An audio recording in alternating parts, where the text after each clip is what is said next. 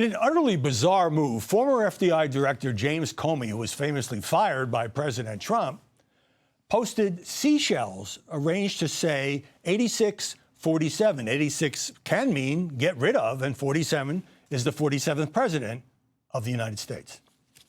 A child knows what that meant. If you're the FBI director and you don't know what that meant assassination. And it says it loud and clear. Now, he wasn't very competent, but he was competent enough to know what that meant. National Intelligence Director Tulsi Gabbard says Comey should be in jail. Any other person with the position of influence that he has, people who take very seriously what a guy of his stature, his experience, and what the propaganda media has built him up to be, I'm very concerned for the president's life. This is the same man, James Comey, who implicitly, explicitly said that Donald Trump and his tactics are threats to democracy, threats to the future stability of America, threats to our norms. This is not criminal. This is not a criminally chargeable threat against the president. It's political speech. It's way too broad. It's stupid. It's reckless. It's not criminal. Joining us now from Charlotte, Michael Whatley, chairman of the Republican National Committee.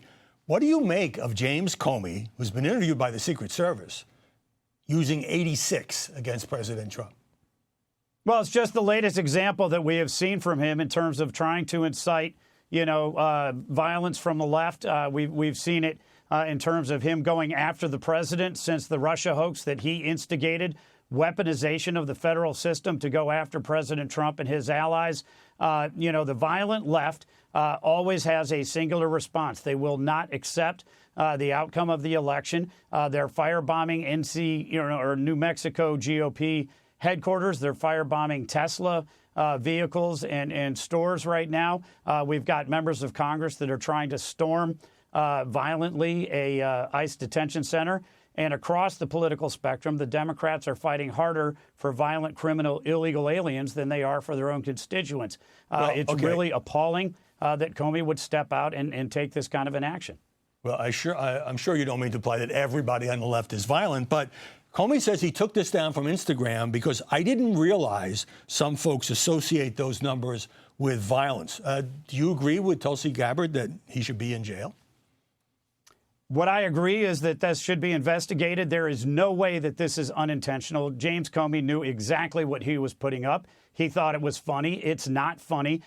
There were two different attempts on President Trump's life during the course of that campaign, and we really need people to step back from the political, rhetorical violence that the Democrats and the left have been pushing for the last several years.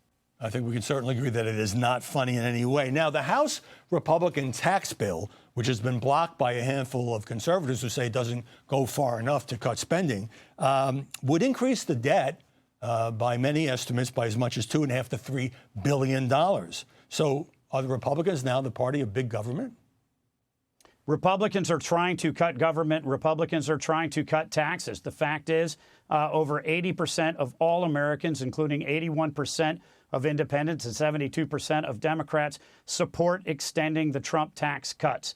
We need to make sure that those tax cuts become permanent. We need to see no tax on tips, no tax on overtime, no tax on Social Security. The Democrats right now are fighting tooth and nail for the largest tax increase in American history. The public is not behind them.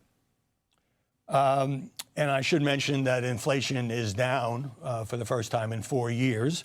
What do you make, as we discussed earlier on the program, Michael, prominent Democrats and journalists now coming out and saying, Joe Biden shouldn't have run for the second term. We had no idea how badly his mental acuity had declined.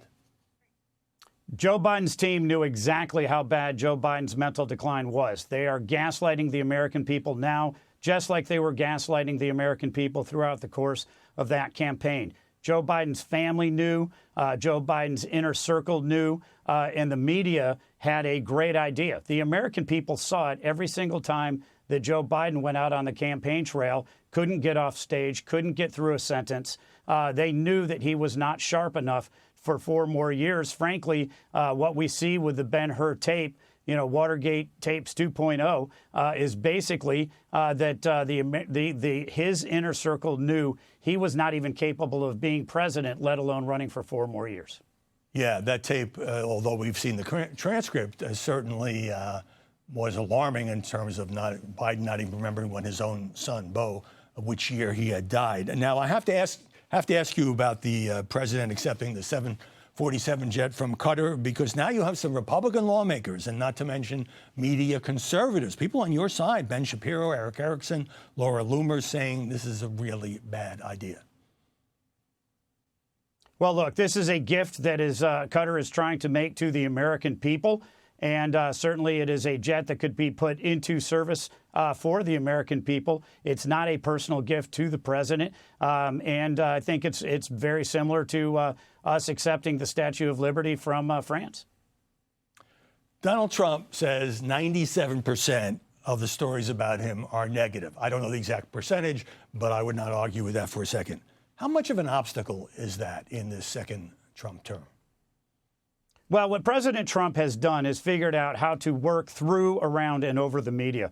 He is always going to host the media at the White House. This is the most transparent administration in the history of this country. He is holding press events every single day. He will take any question, any interview, any time. But he also is talking directly to the American people, and that is the key. And he'll do it through social media. He'll do it through press. He'll do it through interviews. He will always talk directly to the American people. He's candid. He is straightforward. He is direct. The fact is that the media has not been fair to Donald Trump. They will never be fair to Donald Trump. And that's okay because he is talking directly to the American people every single day.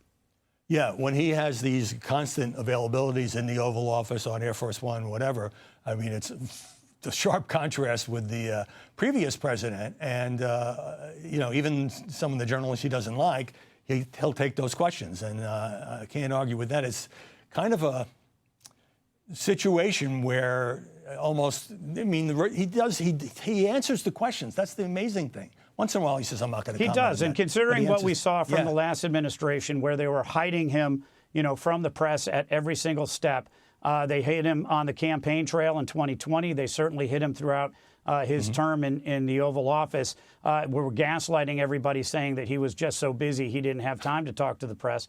The fact is that he was not capable of going out there, putting 2 sentences together and talking directly to the American people the way President Trump is. All right. Michael Whatley, very much appreciate your time. Thanks for joining us. Yes, sir. Thank you. Hey everyone, I'm Emily Campagno. Catch me and my co-hosts Harris Faulkner and Kaylee McEnany on Outnumbered every weekday at 12 p.m. Eastern, or set your DVR. Also, don't forget to subscribe to the Fox News YouTube page for daily highlights.